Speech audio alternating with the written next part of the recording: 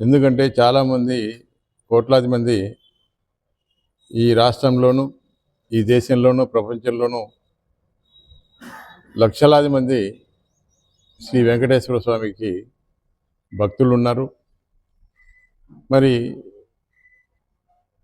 వారి యొక్క మనోభావాలను దెబ్బతీసే విధంగా చంద్రబాబు నాయుడు గారు అసత్య ప్రచారాలు చేయడం జరిగింది. మరి ఏదేమైనప్పటికీ కూడా ఇది వాస్తవాలు బయటికి రావాలి అని చెప్పి ఆనాడు వైఎస్ఆర్ పార్టీ నాయకులు, మరి ఆనాడు చైర్మన్గా పనిచేసినటువంటి సుబ్బారెడ్డి గారు, కరుణాకర్ రెడ్డి గారు ఈ యొక్క నిజాలు నిగ్గు తెలుసాలనే ఉద్దేశంతో సుప్రీంకోర్టులో కూడా ఒక పిటిషన్ కూడా వేయడం జరిగింది. మరి సుప్రీంకోర్టు ఆదేశాల మేరకు ఒక దర్యాప్తు సంస్థను ఏర్పాటు చేసి ఈ యొక్క కల్తీ జరిగిందనే విషయాన్ని, ఇది వాస్తవాలా కాదా నిగ్గు తెలుసండి, కల్తీ జరిగిందా, ఏదైనా పందికొవ్వు కానీ, ఫిష్ ఆయిల్ కానీ, మిగతా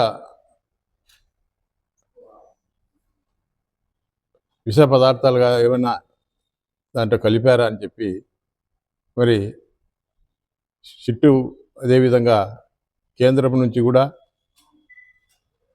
కొంతమంది అధికారులను కూడా దీంట్లో ఈ సిట్టు దాంట్లో కూడా మరి రాష్ట్ర ప్రభుత్వానికి సంబంధించిన అధికారులు, అదేవిధంగా కేంద్ర ప్రభుత్వానికి సంబంధించిన అధికారులను కూడా నియమించడం జరిగింది. మరి ఆ అధికారులందరూ తిరుమల తిరుపతి దేవస్థానంలో జరిగినటువంటి ఆ యొక్క కల్తీ లడ్డు వ్యవహారంలో ఎవరెవరు బాధ్యులు ఉన్నారు, ఏ విధంగా కల్తీ జరిగింది, నిజాలు ఏమి అని చెప్పి కూడా వాళ్ళు తేల్చడం జరిగింది. మరి వాళ్ళు ఎన్డీడీబీ, ఎన్డీఆర్ఐ మరి సంస్థలైనటువంటి దాంట్లో కూడా మరి పరీక్షలు జరిపి ఆ యొక్క పందికొవ్వు కానీ, మరి గొడ్డు మాంసం కానీ ఏది కూడా కలపలేదు, ఇది శుద్ధ అబద్ధం అని చెప్పి ఆ యొక్క సిట్టుకు సంబంధించిన అధికారులు ఒక రిపోర్టును కూడా కోర్టు కూడా సమర్పించడం జరిగింది.